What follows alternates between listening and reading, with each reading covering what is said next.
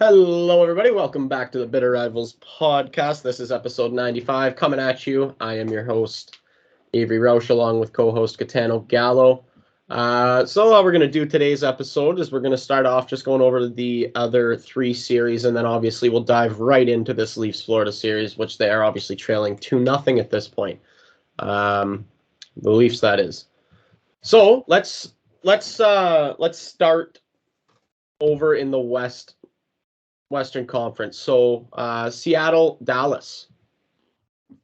Yeah, a nutty series so far. Really, well, first of all, didn't expect Seattle to get through. We should probably start there. Seattle beating Colorado Avalanche in Game 7. Why? Yeah, I guess we didn't we didn't cover the game. So let's cover the Game 7s first then, I guess. We never, because we recorded on Sunday. That's right. They went Monday night, Sunday night, and Monday night, right? Yep. Okay, so where were we here? Round 1. So Panthers obviously beat the Bruins. We did get to chat about that one. Yeah. Okay, so no, we wouldn't have. We wouldn't have talked any Game 7. That was on Sunday.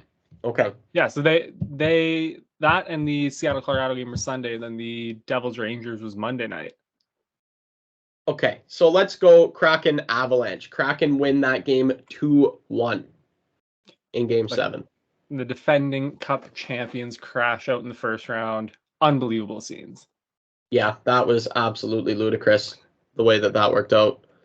I don't think anybody really expected Seattle to be able to do that, especially against Colorado, but for them to be in the second round by itself is absolutely wild. They have a team that's just 4 second lines. That's what it seems. Yeah. That's a really good way of putting it. Yeah, they've been getting really good goaltending from Grubauer. Grubauer has been very, very good. And their defense is holding up. They can play a boring brand of hockey, but they can also play pretty quick. And when they get going, when they get moving up the ice, it can be tough to stop. And they're a scary, scary force. And I cannot believe that they beat Colorado. That's insane. So, and you said they're boring, but their boring is also super effective. So hard to argue with it. Yeah, they got a styling rookie. They got all of the makings here for maybe a run. Let's see what happens. Anyway, let's move on to the Devils Rangers. The Rangers stars just did not show up for a Game 7, and that is a real shame. That is the reason for a 4-0 defeat in Game 7. Yeah. After going up 2-0 in that series, to lose 4-0 in Game 7 is absolutely wild to me.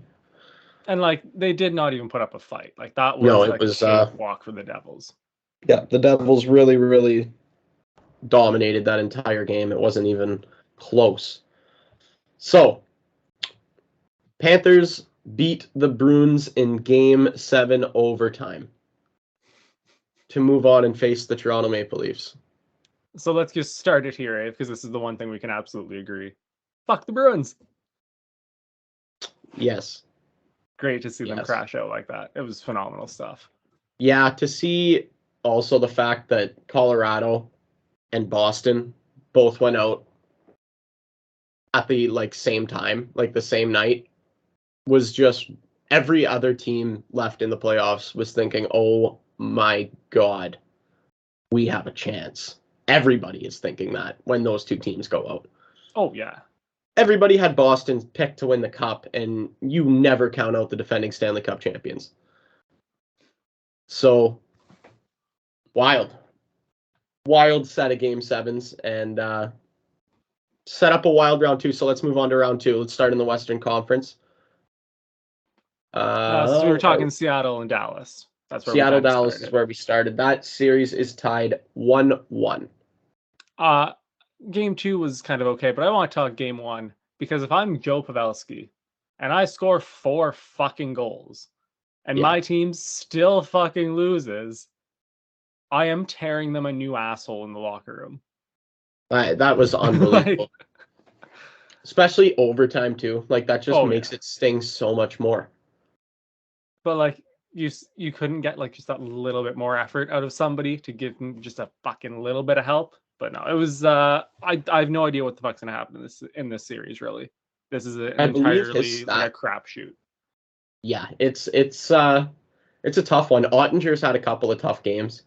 Yeah. Well, the first game he had a tough period, and then he actually shut the door, if I'm not mistaken, until overtime. Is that how that game went? I think they scored like 4 in the first. They got up really early. I know Yeah. that for sure. They might have got one maybe in the second, but for sure they had like 2 or 3 in the first. Yeah. So it's been a weird series for sure. I'm gonna take. Did I take Seattle? Well, we wouldn't have known because we didn't know what the game sevens were. That's fair. I think Seattle wins this series and goes to the conference final. What do you think? I could totally see it happening, but I kind of just want to go Dallas. I think they've got a little more experience. I think they're just kind of individually better. And I think that over a 7-game series, we'll probably add up something to take the Stars in 7. Dallas has an underrated team. Like they have so many players that fly under the radar. Heiskanen is one of the better defensemen in the league. Like Rupe Hintz, unbelievable player. I don't know Yes. why nobody's fucking talking about it. He's amazing. Jason Robertson, one of the most underrated guys in the league. Crazy. They have goaltending. Ottinger is fantastic. There's what's that kid's name? Wyatt Johnson. Yeah. He's been outrageous. I think he had 23 goals as a rookie this year. So, yeah, underrated team. You're making me rethink my pick, but I'm still going to take Seattle in 7. Okay. Oilers, Golden Knights. Golden Knights won the first game. Edmonton wins the second game last night in a complete rout, I might add. So let's talk game 1. Because if I'm Leon Draisaitl and I score 4 fucking goals, yes, and my team still fucking loses the game, I'm yes. going in that locker room and ripping them a new asshole. Yes, that is completely fair. Like to me, that game has just summarized the last decade of Edmonton Oilers hockey. You have one of the best players in the world putting on an absolute fucking clinic, and everybody else just shits the bed. Yeah, and they somehow find a way to lose still. It's unbelievable. Yeah, if you're Leon Draisaitl and you lose 6-4 in a game 1 of the playoffs and you've scored 4 goals, you're right. You have to be feeling some type of way. Not a happy camper. No, like that's one of those ones where you get into the locker room and you don't even look at your defenseman or your goalie. You just fucking you don't talk to them. There's nothing, like just what the fuck. Yeah. No. That is exactly how he would have been feeling after that game. Okay. Devils Kane, or should we move on to game 2, where last night again? Yeah, I guess it was a McJesus route pretty much. Well, and Draisaitl. Draisaitl had 2. McJesus had 2. Oh, I only saw McJesus had 2, but I mean, I'm not surprised. Draisaitl had 2. He's got what, like 15 goals through 6 or 7 games here. Yeah, he's going to set the record. If they advance, he's setting a record. I think he's 6 goals away from the record throughout a playoff round or a playoff run. If they get to 7 games in this series, he'll break that record. Yeah, I know, it's crazy. Which means he could theoretically break this record and still go out in the second round. That's wild. Devils Canes? Did anyone let the Devils know that the series started 2 games ago? Yeah. Yeah. Do you know what, though? I said stick a fork in them when they went down 2 to New York, and look what they did. Yeah. And I did pick Jersey to win this series. I have my doubts. I think I'm going to probably swap that pick over to Carolina. We didn't know that they would be playing, but I figured they would beat the Rangers, and then I had them picked to win this series after beating the Rangers on last Sunday, if I'm not mistaken. Yeah. I don't think I can like, just watching how bad they've been outplayed for 2 straight games. I don't think I can keep that status quo. I'm going to have to flip-flop over to the Carolina Hurricanes because, oh my God, they look like a cohesive unit. They play 60 minutes a night. That is the big difference between sticking a fork in them against the Rangers and against the Hurricanes. Like the Rangers, they're an okay team. Like they're good, a lot of star power, but like the Hurricanes are a team. Yeah. They are a team. That is 4 lines, 6 defensemen, 2 goalies, deep team. And the way they're rolling right now, I just don't see New Jersey coming back. Yeah, me either. I'm cautiously optimistic, but I don't think they have much of a shot. Obviously we know this. If they lose another game, that they're finished. But against this Canes team, I think going down 2 is just not going to work out well for you. No, and I think it's less, I mean, for me anyways, it's less like shitting on New Jersey and more just praising Carolina. Like they're just really, really fucking good, and up 2, I don't see them blowing it. Yeah, they're really, really good. And they've been getting goaltending from multiple sources too, which is huge. Okay. Panthers, Leafs. Leafs are down on 2 games, honestly, through 2 games that they definitely should have won. Both. Bobrovsky, in terms of goals saved above expected, has had his best 2 games as a Florida Panther. Isn't it like something stupid like 5.7 goals saved above expected over 2 games? I believe the number's something like that. Yeah. That's outrageous. He has been Vezina Bob, and I was not expecting that when I picked Leafs in 5. That's obviously not possible any longer. Yeah. I'm flip-flopping again. I'm making it Leafs in 7.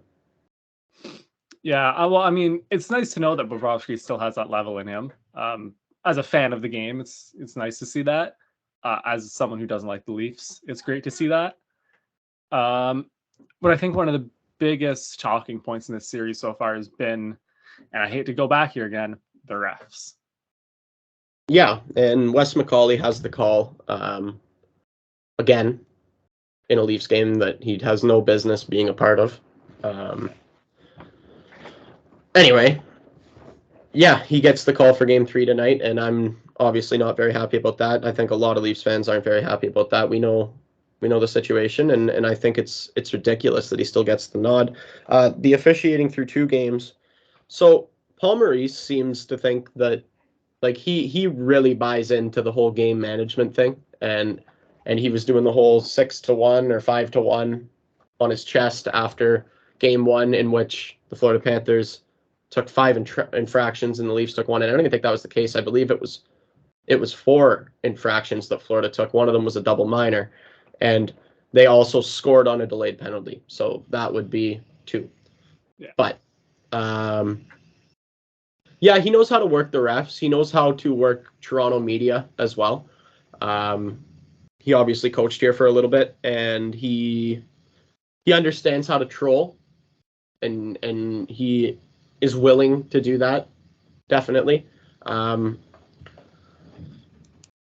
Knies being hurt, and definitely, like, he didn't even travel to Florida. Like, that hurts, man. And that was a garbage play. I'm sorry. That was a garbage play. I know, but there's a lot of different opinions about that play. But to see that kid get hurt, and to see Sam Bennett get fined 0.001% of his salary for cross-checking Michael Bunting in the head. But, like, I don't see much of a difference there. I'll give you, there's a little more force in the Austin Matthews on Dahlin cross-check that Keefe made the comparison to. If you didn't see that, Keefe made a comparison between Matthews and Dahlin and Bennett on Bunting. But I don't understand how... I don't think force plays a difference in that. Like, it's a cross-check to the head. You gave Matthews 2 games. Bennett should be, I would say, 1 if you're going to go 2 playoff games, if you're going to do that. But, like, how he gets a $5,000 fine is ridiculous. It's insane. Because, like, honestly, I would have given him 1 playoff game or the 2 regular games for the first cross-check to the head, and I would have given him 1 more playoff game or the 2 regular season games for the second cross-check when Bunting is already down. Yeah. Because that's, like, yeah. And a $5,000 fines. Yeah. And to me, I'm sorry, but that Knies play is also a game. 100%. That's garbage. He slams his head into the boards and then pile drives it into the ice. Like, he intentionally gives him a concussion. Like, that was the sole intent of Sam Bennett on that play, was to concuss Matthew Knies. So how that goes unsuspended, there's no hockey play there. There's no hockey play involved there. No, the puck's nowhere near them anyway. Yeah, because, like, if they were, like, battling in front of that or by the boards and, like, there was the collision and they fell and he got hurt, like, you'd be like, ah, shit, you know, like, it's at least a hockey play, but there's nothing about grabbing a guy like by the head and just slamming him into the ice. That's a hockey play. Yeah, no, literally putting him in a chokehold and slamming his head into the ice is exactly what happened, and that's just garbage. It's like you said, it's not a hockey play. So how that goes literally unpenalized whatsoever, like he didn't even get fined for that. That's pathetic. Sick league, like sick Department of Player Safety. I mean, like I'm so surprised that the guy who has a company called Violent Gentleman doesn't particularly care for enforcing player safety. I for one am shocked. Yeah. Yeah, no, there's definitely the right guy heading the Department of Play. Like, how in God's name is like one of the dirtiest enforcers in the history of the league running the Department of Player Safety? Like, do we understand how insane that is? Like, I'm honestly surprised that like owners haven't made more of a fuss about that recently.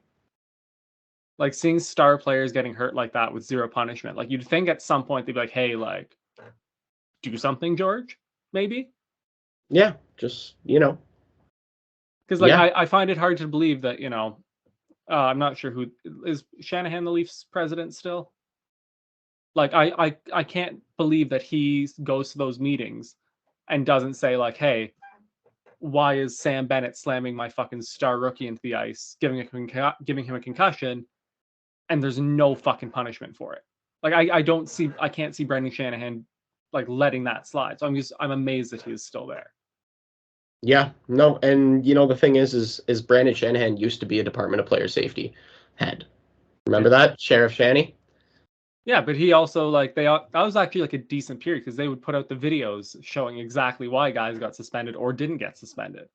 Yeah, Sheriff Shanny was very good at his job. That was during a time when head trauma and the damages that it causes long term were really coming to a boiling point, and he was able to really, like, we've seen a lot of those crazy big dirty hits to the head taken out of the game for the most part. But when we do see them, we want to see the same discipline that Shanny used to dish out when he saw them, right? And that's just not what we're getting at all. Well, it's not that we want to see the same. We just want to see any discipline, really. Like, fuck. Like, Yeah. throw us a bone. Throw the players a bone. Don't even throw us a bone. Throw the players a bone. Well, and the comparison that I moving. made, like, how ridiculous does this sound? When I found out that he just got a $5,000 fine, I was at work, and I texted a couple people, and I was like, you know what I'm gonna do? I'm gonna get, like, I work at a bank, so I was like, I'm gonna grab a hockey stick. I'm gonna walk into another competing bank. I'm gonna cross-check somebody in the mouth, and I'm gonna get fined like $20, like 0.001% of my salary, and I'm only gonna get that's my only punishment because it's playoff banking. Right? Like do you understand how ridiculous that sounds? Do you understand the insanity of that? And I told you I would happily cross-check you in the mouth and pay $40 for it. Exactly. Like it's just like there's no it's the Ovechkin nut shot thing all over again. The what? Remember it was a few years ago Ovechkin got fined $5,000 for slashing a guy in the nuts. Yeah. And it was just like that literally costs, like, Ovi makes like 10 mil a year or whatever the fuck number it is. Like, he can do that all he wants and it's never going to affect his bank account. Like, there's no punishment there for him. No. Like, that's not a punishment. No. And neither is what they gave Sam Bennett, and that's garbage. No. So let's talk about what the Leafs need to do to obviously they need to win. I would say they need to win both games in Florida. I think if they drop one of these next two in Florida, it's not looking good. I'm not going to expect Bobrovsky's going to be as good as he has been for the last two games. I don't think that continues. I think he's going to come back down to earth. The Leafs are going to get a couple soft ones on him, and that'll be that. He had an .891 save percentage in round one. That's not good. Like, that just isn't good. So if the Leafs keep doing what they've been doing, and that is, honestly, for the most part, other than the mental lapses that have cost them goals, dominated the Florida Panthers. Like, have you been watching the Leafs games? I missed game 2, but I did watch game 1, yeah. Like, they're just the better team. They look like the better team, right? Playing against Florida. They just haven't been getting... First game was a lot of bounces. They didn't get a lot of bounces. Bobrovsky played great. Dude, in game 2, I'm not kidding. In game 2, we honestly could have scored like 6 goals in the last minute and 10 seconds. Oh, I did see the last like 2 minutes of that game. There were like 4 crossbars post. Bobrovsky made 10 stood on his head. And so did the post. Like, I think we hit, if I'm not mistaken, it was a crossbar and 2 posts in a minute and like 10 seconds. It was outrageous. I just think there was one, I want to say it was Marner put like Tavares through for like a mini break from like just like inside the circles there. And Bobrovsky made like a 10-star save. It was unbelievable. That's what I'm talking about, man. It's just been that series. Like, we have played very, very well. There have been a couple of turnovers that really, really make you scratch your head. Like, you cannot make that play. This isn't a time to try to get cute leaving your own zone. This is a time to flip the puck to center ice and skate after it, right? Even taking icing here is better than giving it away at the blue line when everybody's going the wrong way. Everybody's skating the wrong direction. And Florida just starts coming head first on Ilya Samsonov. Can't happen. Need to be sure of everything. The Stars, I know that they played well. Austin and Mitch honestly did not look that great in game 2. Willie Nylander looked fantastic in the third period after giving away the game. Was it the go-ahead goal? I think he gave up. It was either the tie or the go-ahead goal. I forget. It all kind of blends together, but Willie played great after that. His second half of Willie's game in game 2 was awesome. The first half, lot left to be desired, but so I have some personnel questions for you now. So let's start with who replaces Matty Knies. So I think we're going to go 11-7. I think the 11-7 is probably going to, you're going to see a lot of it on the road. I think the reason he deploys it on the road is because you can create different matchups and become a matchup nightmare for the home coach. Yeah. It makes it very difficult for him to match up against who he does want to match up against when you start throwing those lines in a blender. I also think, sorry, I lost my train of thought there for a second. Oh, sorry. I also think the 11D, even if you don't use 7D or 11, yes. yeah, if you're gonna run 11D, eh? The 7D, even if you don't use one of them, I understand it. It allows you to give yourself different looks on special teams like power play and penalty kill. Maybe not power play, but Gustafsson will play on the power play, right? Yeah. Gives you hole for the penalty kill because that's where he does do his best work, stepping in front of shots off the half wall. He's so good. That's what he does well. So if he's your 7th D man, he basically only gets penalty kill minutes, and you get the ability to give Matthews Marner more ice, and also create a matchup nightmare for the opposing coach. I think that's a good strategy. So I like it. So Knies is just coming out, and I think Gustafsson will be in to replace him. Giordano's looked horrible too. He's looked his age. That was going to be my second thing, was any changes to the defense. I know you've not been overly pleased with Giordano in this series so far. Giordano has looked his age. I love Gio. His contract is fantastic. He signed a team-friendly deal, but man, he's got to stop giving the puck away, and he's got to start making strong, smart plays like he has all year long. Like, he's just got to do what he's been doing. And I don't know why. I guess it's just fatigue. Shouldn't have played so much in the regular season, maybe. Maybe should have gave him a few more days off here and there. Because he looks old. And it's not nice to see. When people are saying bring in Hole over Gio, that's uncharted territory, my friend. So, I don't know. I for whatever reason, I still believe the Leafs are going to win this series. Like, I don't think New Jersey has a chance to come back on the Hurricanes. I do believe the Leafs have a chance to come back on the Florida Panthers. I think it'll go 7 games. I said that off the top. Well, I said off the top today. I said yeah. You know what I'm saying. Yeah. We'll let you change your prediction, Ave. I'm not going to hold you to that. So I mean, you didn't even know who you were playing. Did you? No, you didn't even know who you were playing the last time we recorded. So we'll let you have it. I've been saying Leafs in 5 all week, but anyway.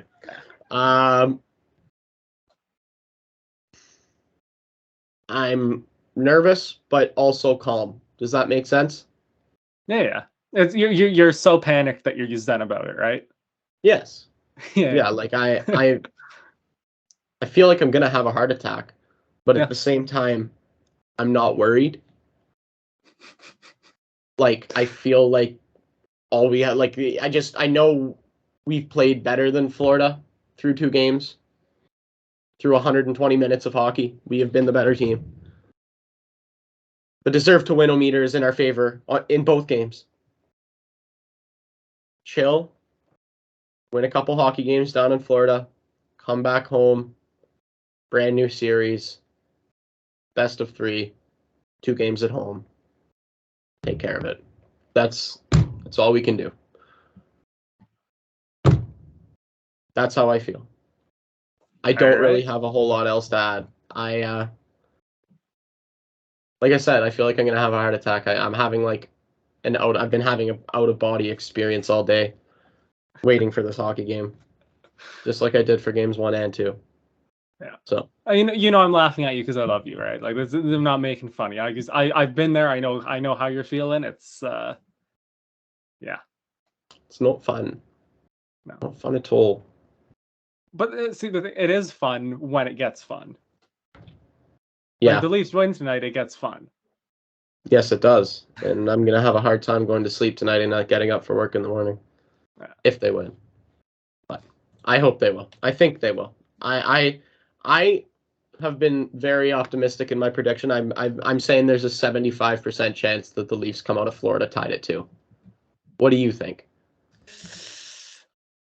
I think you're giving them. I don't know. I feel like they definitely get one for sure, but I think it goes back to Toronto 3-1. I disagree, man. I disagree. I don't know. It's All playoff right. hockey. Anything can happen. Anything can happen, and anything has happened. It's been a great playoff so far to this point, and I think it's going to continue to be a great playoff. It's got all the makings of a really, really great finish. So we're winning as hockey fans right now, even though there are flaws, namely officiating. And it's not just the Leafs Florida series, like across the board. Oh, it's been horrific. The officials have just been awful game after game after game after game after game. It's honestly unfathomable that the best league in the world has like the worst officials in Quite sports. literally the worst refs, yeah. Like it's not even close. Yeah. Yeah. Anyway, anything else that you wanted to get off of your chest? I do have a couple things actually. So one, just kind of a Montreal thing. So Lane Hudson and Sean Farrell are both going to represent the U.S. at the World Championships, while Sam Montembeault and Justin Barron are going to represent Canada. So it's great opportunities for all these young guys to go play some really high-level hockey, like meaningful hockey, in this spring. And then you did mention them a little earlier, and I just want to we haven't really like discussed this a lot.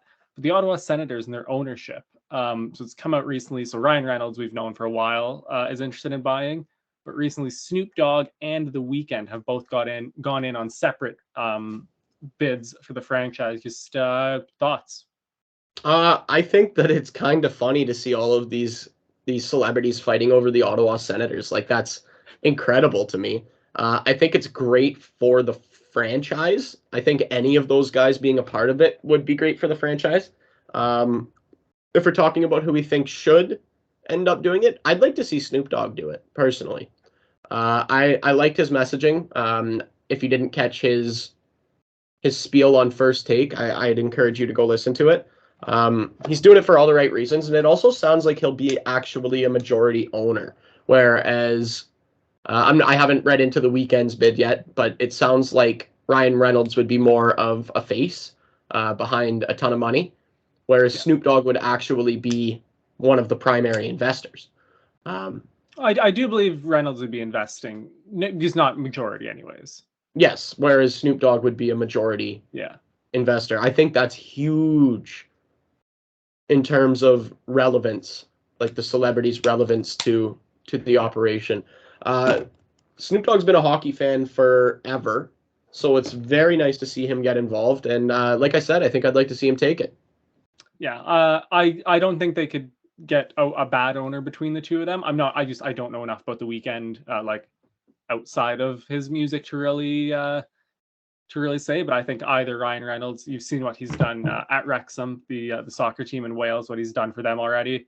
So he kind of has at least a bit of experience doing that, and obviously being Canadian knows what the Ottawa Senators and hockey means to us as a country. So I think he'd be great. But like you said, Snoop Dogg is a massive hockey fan, massive pop culture icon. So I definitely would not hate seeing him involved in the league one bit. Yeah, and he has done like little things for the league before, whether it be at All-Star games or I've seen him commentating on a couple of LA Kings games. He's obviously from Los Angeles. He was in one of the NHL games a few years ago doing commentary. Yeah. So it would be awesome to see one of those guys get in. I think that's and I'm surprised. Like I saw a tweet the other day. Forgive me for not giving credit. I don't remember who sent it, but it was, I can't believe that Snoop Dogg and Ryan Reynolds are fighting over Brady Tkachuk right now. Like, that's basically what it is. It's kind of funny to see all of these celebrities want a hand in the Ottawa Senators, a team that we've clowned on nonstop. So, and just to be clear, like whoever buys them, like they will still be clowned on nonstop. Like don't get it twisted.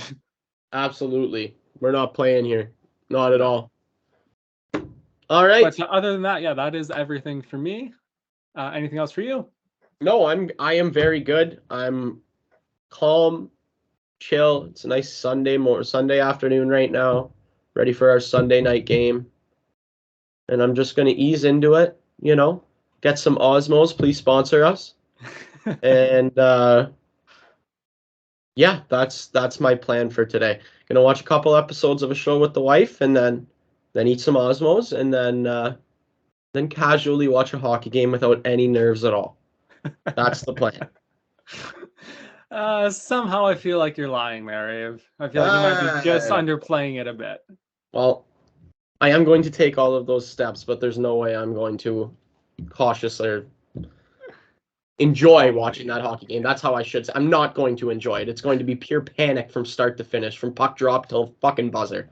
So, anyway, thank you everybody for listening. Thank you to the Game Entertainment and Media for hosting us as always. I did do an episode of Top Shelf, so if you haven't already, go check that out. Gitano, I believe you said you were recording an episode of Full Time later today. Yes.